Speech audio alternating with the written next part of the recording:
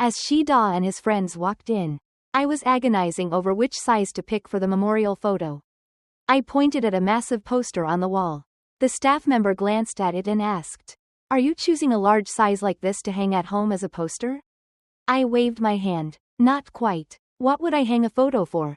The staff member froze momentarily, seemingly searching for words to console me. Seeing her reaction, I burst out laughing. Just joking. I'm just a bit too full of myself. The tension on her face softened slightly. Outside, a loud voice boomed. "Bro. Moving this fast? Don't tell me you're registering for marriage the day after tomorrow." It was unmistakably the chattiest guy in Shida's crew. Another voice snapped at him. "What do you know? Love should flow naturally. If it clicks, they marry. Not like your ex. Dating 3 years and still splitting up. That just proves they weren't right for each other." But she was brutal. How could she do something that horrible? The loudmouth jumped in. The problem was it was so sudden. 1 second. Bam. "You're calling her sister-in-law. Who can keep up?" Soon after, a familiar male voice spoke slowly through the crowd. "Xiao Yu's almost here. Keep messing around, and I'll kick you all out." What a coincidence. The day I went to shoot a memorial photo, I ran into my ex and his new fiancé getting their engagement photos taken. It's not impossible, just too quick. We'd only broken up 2 months ago. And now he's engaged? After the breakup, he blocked me everywhere. I secretly used a friend's account to check his social media and learned that a month after we parted, his family set him up with a girl from a well-matched family. Word is her family's in healthcare. And she's gorgeous, sweet, with an air of elegance. My friend even told me, "Yao Yao, let him go. You two don't belong in the same world." She was right. There's no hope for us anymore. He hates me to the bone.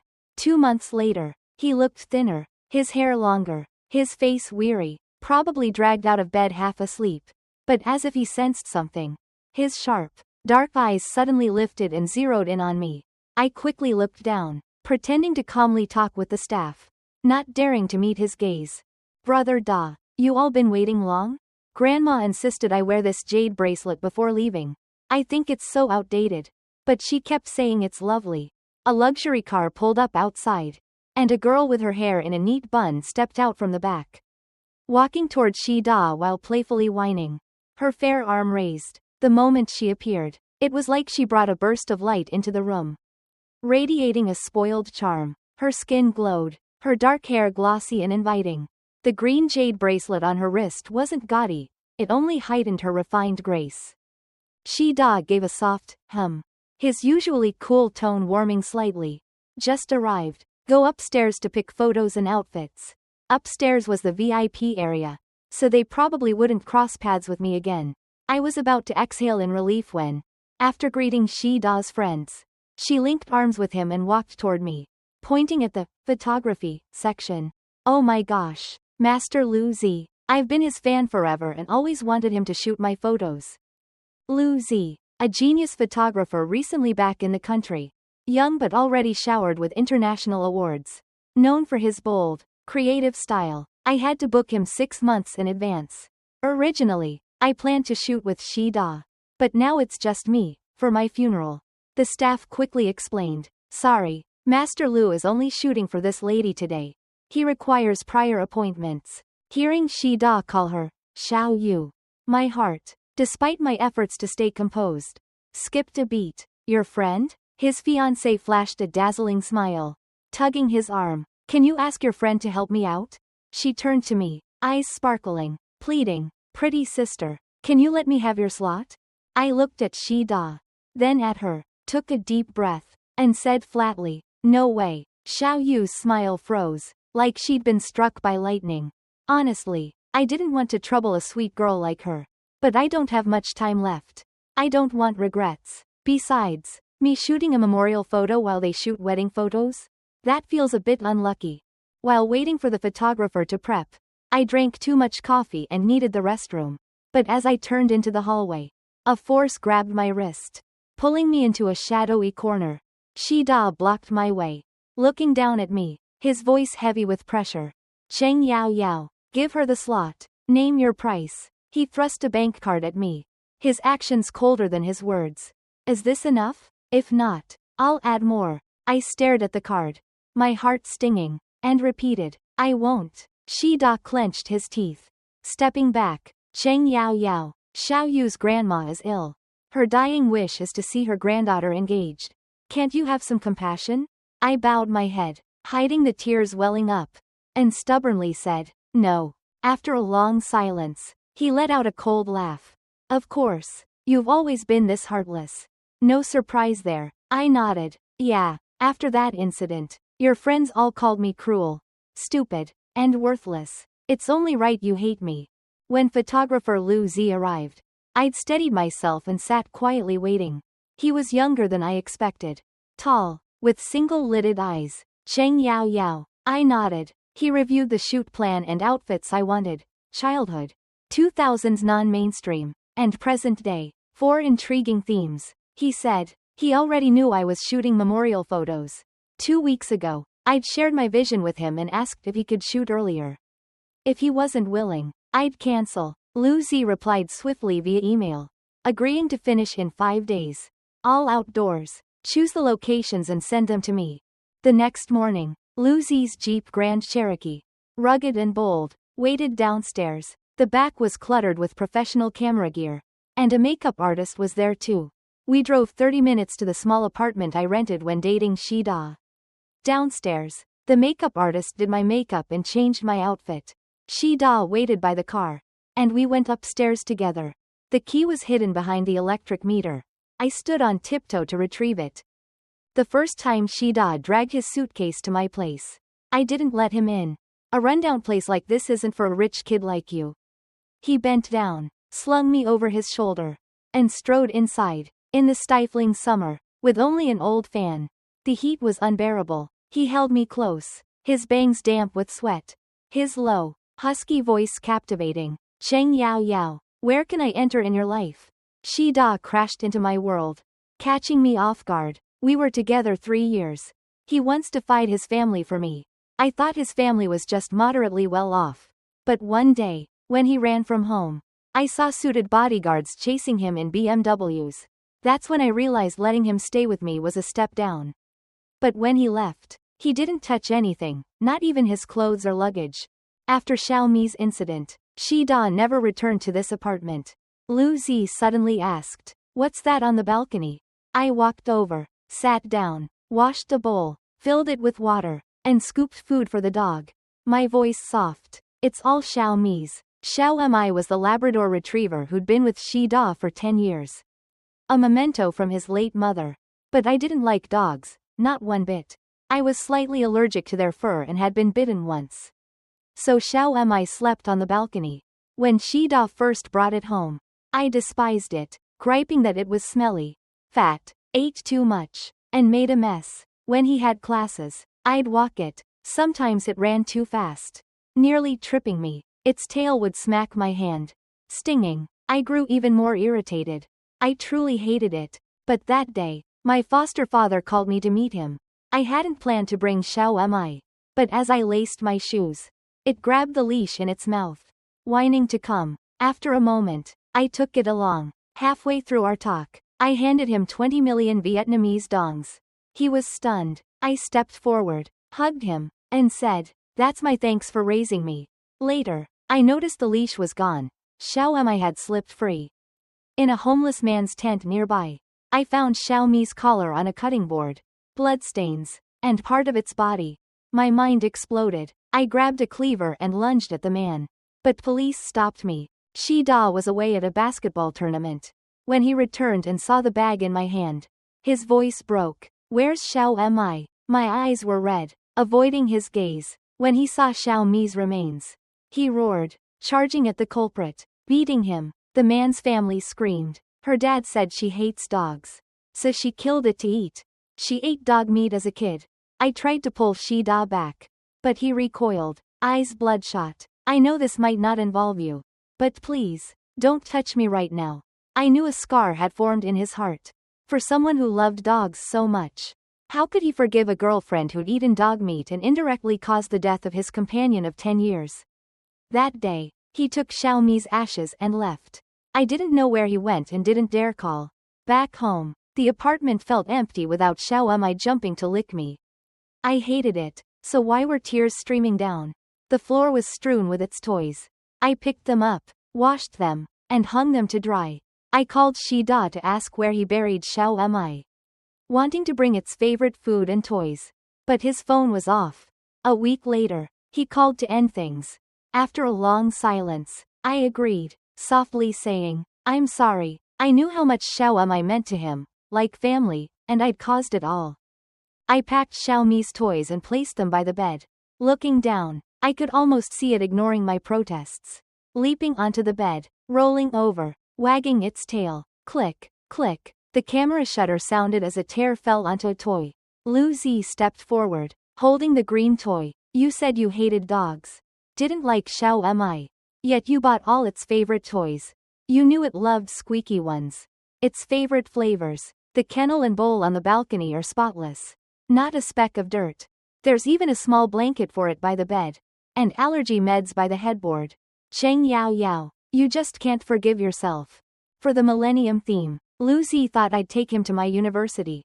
But we went to Fushan Mental Hospital. My college years revolved around 3 places: school, part-time jobs, and this hospital. When my mother was about to be discharged, the hospital was abandoned, its interior largely untouched. We arrived at room 406. The restraints on the bed frame remained.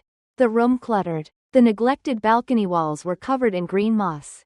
The walls scrawled with faded formulas and drawings I still couldn't decipher. My mother was a madwoman. But I was the region's top student, acing the National College entrance exam. They called me a genius. But my mother was insane. She'd been ill since I was young, muttering incoherent phrases, scribbling in an old notebook. She hated me near my foster father. If he gave me candy, she'd slap me and knock it away. Back then, I hated her so much I wished she'd die. Before meeting Shida, I'd never had a birthday or tasted cake. I hated cake. But the morning she took her life, she was oddly lucid, gentle, and polite, like a TV mom. Somehow, she'd gotten an old-fashioned cake with 3 candles and said, "Happy birthday, little one." That night, police knocked, telling me to identify her body. She'd jumped. I crouched, touching a scrawled drawing in the corner. A woman in a long dress holding a little girl's hand. A smiling man to her left. I said calmly, maybe her death was for the best. The golden afternoon light split the room into light and shadow. Lu Zi snapped a photo of me kneeling, touching the drawing. He said softly, "But earlier, in your bag, I saw a torn and taped photo. You in a red dress, hugged by your mom, a tall man behind her. They're gathered around a round table, blowing out candles. Your mom kissed you like you were her greatest treasure." I didn't explain the photo, just walked to the window. The window was sealed with iron mesh. The light sliced into countless squares, like the shattered, patched lives of those locked here. Suddenly, I ran to the hallway, grabbed a fire axe, and returned, swinging it at the window. 1 strike, 2, 3, until a crack formed, until the fragmented light on the floor merged into a seamless flood of brightness. When the makeup artist finished my non-mainstream look, she couldn't help but laugh. Heavy eyeliner, fake lashes, colorful beaded necklaces. As she and Lu Zi went to the car for equipment, I clutched my stomach, doubling over. The pain hit again. Painkillers were useless. My fingers dug into my abdomen, gripping tightly. It took a while to subside. When Lu Zi and the team returned, I was sitting upright, waiting. As the makeup artist clipped curly cornrow-style hair onto me, she touched my forehead. "Not feeling well? You're burning up." I grabbed her wrist, saying it was fine. In the mirror, I wore a vibrant, candy-colored dress. I smiled along. The makeup artist asked curiously, "Why this style? Most people can't even look at their old clothes from back then. Did you ever dress like this?" I shook my head. "Never. My friend loved this style." Ha Kai Lin was my closest friend in the village. Her mother died giving birth to her on a dirt bed, wrapped in a tattered straw mat and buried. Days later, her father paid 200 yuan to buy a new wife from the next village. Kai Lin said she didn't like her stepmother, who was only 18. In 7th grade, after school, she dragged me to the grocery store to watch TV. On it, young people wore flashy clothes, hair teased, eyes sparkling. She said it was called non-mainstream. The next semester, Kai Lin stopped coming to school. I went to her house with the teacher. Her father sat in the yard, smoking a pipe, his yellowed teeth puffing smoke. School's useless for girls. She's got a brother now. And she doesn't like studying. Better marry her off early. From afar, I saw Kai Lin hiding behind the door, her stark black and white eyes vivid in the shadows. Later, my foster father also banned me from school. The principal and my teacher trekked far to our house. The teacher even offered her salary to fund my education through high school. My foster father relented. In 10th grade, I moved to the dorms. During winter break, I met Kai Lin at the village entrance. Her belly slightly swollen. We chatted, and I asked about it. She blushed, excited, wondering if it was a boy or girl. That's when I learned she'd been married off to the next village for 900 yuan. I felt sick. 900 yuan to buy a girl's life? Years ago, we'd sat together, gossiping about young girls in the village with swollen bellies. Kai Lin had said, "I'll work far away, wear bright dresses, dye my hair, and get cornrows." I still remember her flushed cheeks under the sun. Simple yet vibrant. As we parted, she took the beaded candy-colored bracelet from her wrist and put it on mine. Made by her, dazzling and vivid, she waved me off at the road, saying, "Study hard, keep moving forward." That winter break, I saved my allowance to buy her a plastic folder. But they told me Kai Lin was gone. Complications during childbirth. A boy. Is this her bracelet? The makeup artist touched it. I nodded, taking it off for her to see. She held it up, each plastic bead vibrant, though two were slightly yellowed despite my care.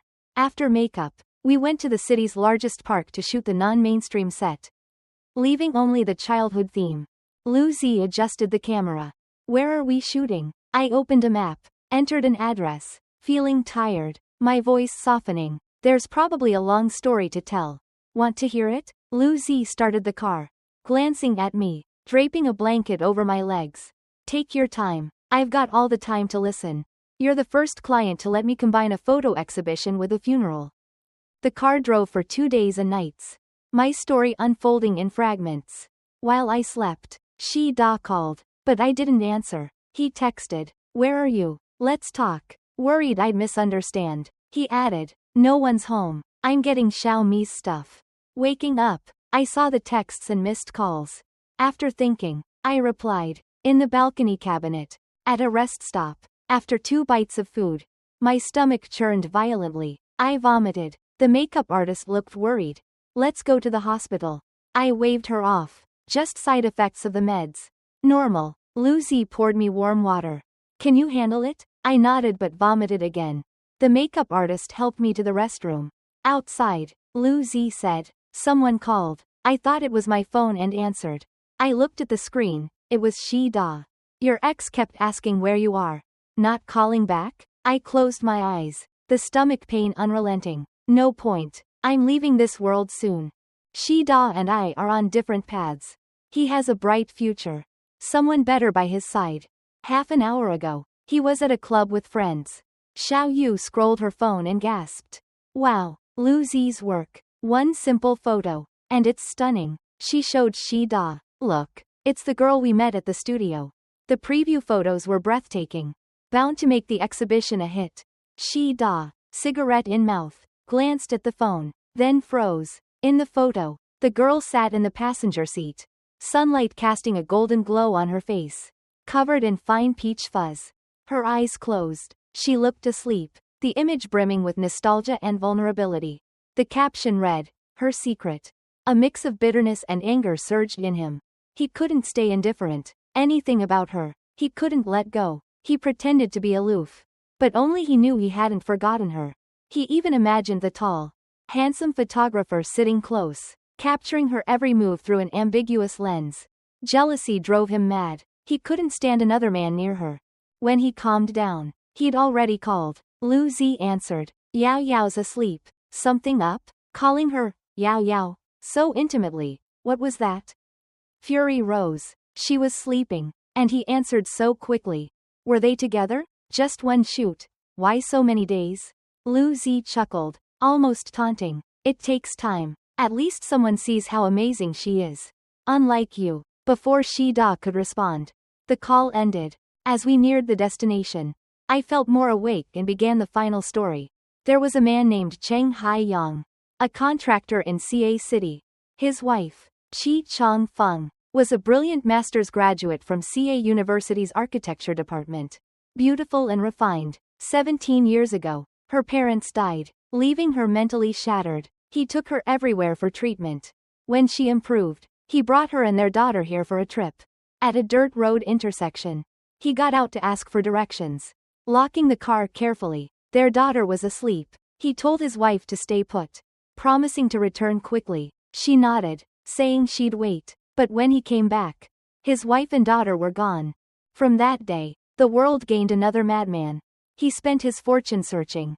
But with no traffic cameras back then, it was futile. From a spirited entrepreneur, he fell into ruin, followed by rumors. Some said he had another woman and abandoned his unstable wife and child. Others claimed he abused them, driving them away. He bore unbearable pain, selling his house and car. Searching everywhere, I pulled a crumpled newspaper from my bag, showing his story. In the photo, he rode a rickety tricycle plastered with missing person flyers. His hair and beard unkempt. His face haggard, like a man in his 50s. Later, a car accident crippled his leg, and he couldn't pedal anymore. He returned here, living in a makeshift plastic tent, surviving on scraps. He said he told his wife to wait here, but he took too long. So they vanished. Now it was his turn to wait. Someday, they'd return. I stepped out of the car. From afar, the tattered tent was gone, replaced by a pile of rusted metal sheets shaped into a bird and 3 steel figures. The outlines showed 2 adults holding hands with a child between them. I took a few steps, stopped, and gasped for breath, wearing the red dress from my childhood dreams. I slowly approached. A light rain began to fall. I reached out, touching the iron figure. Let's go home. Dad, Mom and I are taking you home. The necklace my mother wore now rested against the iron statue's arm. After the shoot, Lu Zi said, I'll print the photos in a few days. Curled up in the passenger seat, I fought not to groan in pain, shaking my head and handing him a letter. He opened it, saw my condition, and started the car. We're going to the hospital now. I shook my head. Please, take me home. I gave him the final destination, Changshan Cemetery. He looked at me, then drove. During the journey, I drifted in and out of consciousness. At the cemetery, I removed the wig. The makeup artist supported me, tears streaming down her face. I leaned against my mother's gravestone and sat. My father's remains had been found. Now resting beside her, a gentle breeze brushed my cheek. In a haze, I saw my parents holding hands, slowly approaching. They'd come to take me home. A week later, genius photographer Lu Zi held an exhibition titled Memories in the City. It was said to be the memorial and funeral photos of a former top scholar. Streamed live online, it exploded in popularity. Netizens buzzed. Everything's PR now. Huh? A top scholar's funeral? Is the body on display? It's Lu Zi's exhibition. His tickets are impossible to get. And now it's live for everyone. Memorial photos? Probably just black and white. Right? What's so special about this girl? Using her funeral photos for an exhibition, doesn't that feel unlucky? As the first photos appeared, comments shifted. So beautiful. You can tell she loved her dog. Her eyes break my heart. I have a dog too. I know how it feels to lose a pet. Some criticized. I saw her at the police station, arguing with some guys. An old man said she ate dog meat. All an act. If she loved dogs, why'd she eat dog meat before?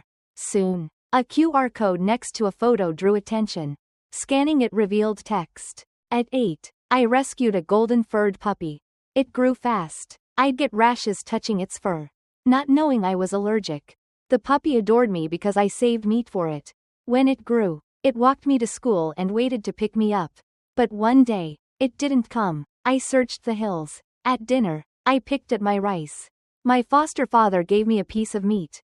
I ate it absent-mindedly, seeing his vile smile and the others. I realized I'd eaten my puppy. I learned why it died. My wretched foster father kept sneaking into my room. And my puppy guarded my bed, ready to protect me. The comments fell silent. Below was a list of animal protection organizations and a poll on animal welfare laws. The final line read, I couldn't protect my most important friend. But I believe you still have a chance. Comments flooded. God, I'm a tough guy. And I'm crying. This is her way of speaking for animals. I misjudged her. Vote for animal protection laws. Abusers are monsters. Hugging my pet tight. May they run free under the sun. At the studio, Da accompanied Xiao Yu to pick up photos. The lobby screen was streaming Lu Zi's exhibition. He glanced at his phone. Xiao Yu tapped his shoulder. Brother Da, thanks for helping me. Grandma's in the hospital, on a ventilator. Showing her these photos today will let her rest in peace. He nodded. Their families, the Jis and Chis, were close. Xiao Yu and Da were friends before she studied abroad. After returning this year, she dated someone, planning to marry, but caught him cheating before meeting her family. With her grandmother hospitalized, she couldn't break the news. So she asked Da to help. He agreed. In the VIP room, a staff error projected someone else's photos. Seeing the face on the screen, Da froze. It was Cheng Yao Yao. The staff apologized. About to unplug it. Wait. The photo showed her in their old apartment. In casual clothes. Hair in a messy bun. Like when they were together. She sat on the bed. Xiaomi's toys scattered around, plush bears. Chew toys. Mostly bought by her. He realized. Despite her complaints, she couldn't have hated Xiaomi. She researched the best brands for its food and treats. The balcony kennel was never used. She couldn't bear locking it up. Back then, he'd lashed out, blaming her for Xiaomi's death. Even suspecting she'd let it happen. Later, he thought her cold for not explaining why she met her foster father or chasing after him. If she'd softened, asked him to come back, he'd have dropped everything. But she didn't. Not even when they broke up. Friends said she didn't love him much. He drowned in alcohol, drove to their old apartment, and saw her living calmly. As if the breakup meant nothing. Only he was furious. But these photos felt like a farewell. Can you contact her? He asked. The staff said her photos were part of Lu Zi's public exhibition. Streaming live in the lobby. He rushed downstairs. The screen showed text and comments. The exhibition featured the mental hospital. Staring at her photo, he scanned the QR codes. Reading each story. One read, at 18, my foster father banned me from university. Arranging a marriage, I set a fire in the village. And in the chaos, my mother and I escaped with my teacher's help. We crossed a mountain in the dark. Why at night? The whole village was complicit in trafficking women and children. Eyes watching everywhere. We stumbled, falling countless times, not daring to stop. As we neared escape, they caught up. My teacher and mother swapped clothes to distract them. Splitting off, she gave me her salary card and said, Yao Yao, wait for me in City B. We escaped, but she died. Police said she fell off a cliff. But I don't believe it. I took my mother, changed our names, and reported it. They investigated but said my childhood memories weren't enough evidence. I'm not strong enough yet. But I'll wait, to clear my mother's and teacher's names. Da kept watching, then rushed to his car. He had to find Lu Zi. Ask where she was, what happened, why he couldn't reach her. Why comments said she was dead. It was just a breakup. If she wouldn't yield, he would. He just needed her to listen. To give him a chance. At the exhibition, it was closed to the public. Only streamed online. But when he gave his name, the guard let him in. Inside, a sign read, Memories, Cheng Yao Yao's funeral exhibition. His hand trembled, clutching his phone. Yao Yao had few friends. When he met her at school, she was always alone, balancing classes, cafeteria meals, and part-time jobs. Along the long hallway, he viewed the photos and their stories. The story of the golden puppy made him realize he'd misjudged her over Xiaomi's death. Influenced by rumors, he learned about her friends, her past, how she volunteered at the mental hospital to care for her mother. She wrote, they say treasures emerge from deep mountains. But who knows if the mother of that treasure is a phoenix? Wings broken, caged in those hills? My mother deserved a better life. She wasn't rescued, she was kidnapped. Imprisoned, violated. Her notebook's first word was, run. In 1996, in Kuo Ha Village, Jinbei County, a man named Lu Sizhu illegally trafficked women and children. Knowing her mental illness, he forced himself on her.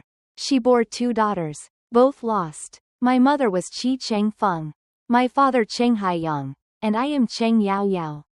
Shi Da felt unsteady, overwhelmed by suffocating dread. He didn't know what stories awaited, only that an unprecedented panic engulfed him. At the childhood theme, the exhibition topped online charts. Millions watching live. A photo showed Yao Yao hugging her parents' statue. Below, a QR code led not to a story but to faces and details of abducted children. Li Jin-ning.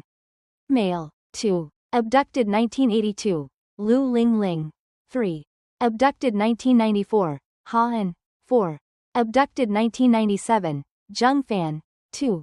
Abducted 2001. The final photo, now black and white, showed her bald, curled in a fetal position underwater. Her bare body stark and powerful. The QR code read, "Darling, come home." Someone appeared before him. Shi Da looked up. It was Lu Zi. Like a drowning man grasping driftwood. Hope flared in his eyes. He grabbed Lu Zi's collar. Voice urgent. "Where's Cheng Yao Yao? What are you all doing? Tell her to see me. I need to talk to her." He paused, softening. "Please, let me see her." Lu Zi met his gaze coldly. When Shi Da saw the black mourning band on Lu Zi's shoulder, his eyes reddened. "This is a joke, right?" Lu Zi shook his head. Saying nothing yet everything, he stepped back, pulling a black cloth from a large poster. The black and white photo showed her holding sunflowers. A small flower tucked behind her ear. Smiling brightly, eyes alive. Shi Da refused to believe it. Lu Zi handed him papers, her death certificate, cremation record, and household registration cancellation. "She didn't want me to tell you about her. She wished you'd move forward. Live peacefully." Shi Da stared at her name on the papers, feeling his heart shatter. Tears soaked the page. He remembered her feverish, sobbing in a delirium. "My family's gone. Shi Da, I have no parents." He didn't know her family's story, only of her foster father, and thought she was delirious. He'd held her, feeding her water, promising, "You have me, I'm your family now." But he broke that promise. Clutching the papers, he slid down the wall. Pride gone, sobbing uncontrollably. She was his treasure, yet he'd abandoned her over a misunderstanding. Unaware of her illness, the hall was silent, save for his choked cries. After a long time, his hoarse voice asked, "Did she suffer when she passed?" Lu Zi hesitated, then said, "No, she went peacefully." He'd wanted to lash out at this man who failed to cherish her. But that wasn't her wish. She'd said life is fleeting. And in her final days, she let go of love and grudges. But this only deepened Shi Da's despair. Her medical record listed pancreatic cancer. His sister's husband died of it earlier that year. A healthy man wasted away in half a month. Racked with pain, their home echoed with his groans. In the end, his sister took him abroad for euthanasia. He'd begged her to end his suffering. How could Yao Yao not have suffered? Shi Da clutched his chest, nearly fainting from the suffocating grief. Lu Zi gave him a USB. "This is the non-profit site Yao Yao started to help trafficked women and children. She hoped it could continue with you." A week later, Shi Da saw news of Yao Yao's foster father and others arrested for trafficking and murder. That day she took Xiao Mi to meet him. She'd found key evidence, a pen from her teacher, hidden in his pocket. It had a recording function. After her teacher was pushed off a cliff, he'd found it in the grass and kept it. Yao Yao gave him money to lower his guard, then hugged him to steal the pen. It held clear evidence of their crimes. The girl her teacher died to save finally brought justice. The pen, like a boomerang, struck the heart of that sinful land years later. 4 years later, a reporter visited the head of a large charity aiding trafficked women and children. The reporter marveled at the lavish home. "Mr. Shi, your family has a business legacy. Why start charity work so young? Especially on trafficking?" He smiled faintly, eyes reddening as he looked at a black and white photo on a table. "I once promised to bring a girl home. But I failed. Now, I want to fulfill her wish. Helping others like her find their way home."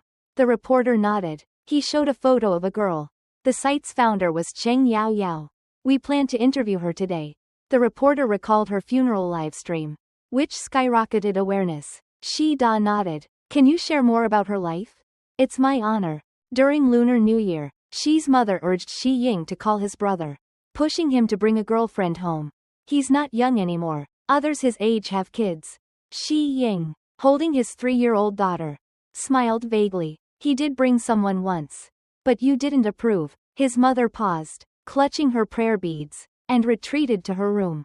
Near dinner time, Da returned, shedding his coat. A soft, tiny figure bumped his leg, chirping, "Uncle, carry me." He lifted her, pinching her cheek. Ying took her, urging him to wash up. After, Da sat on the sofa, exhausted, and dozed off. In a haze, he was back in their old apartment with Yao Yao.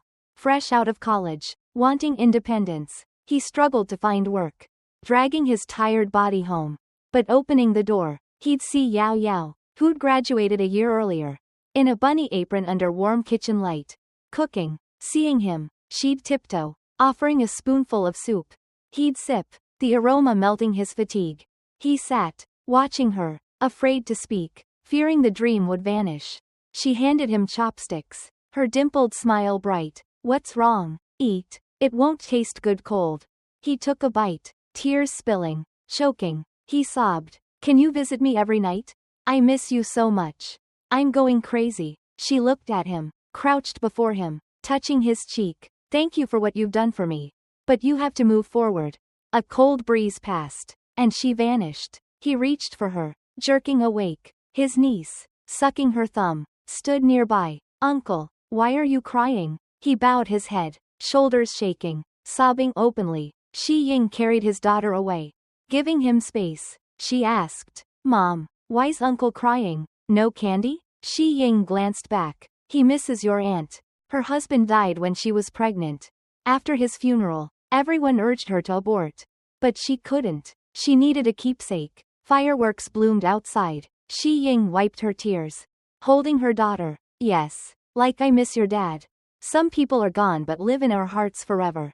We'll never forget." Thank you for listening. Support us by liking and subscribing to JadeVerse Audio.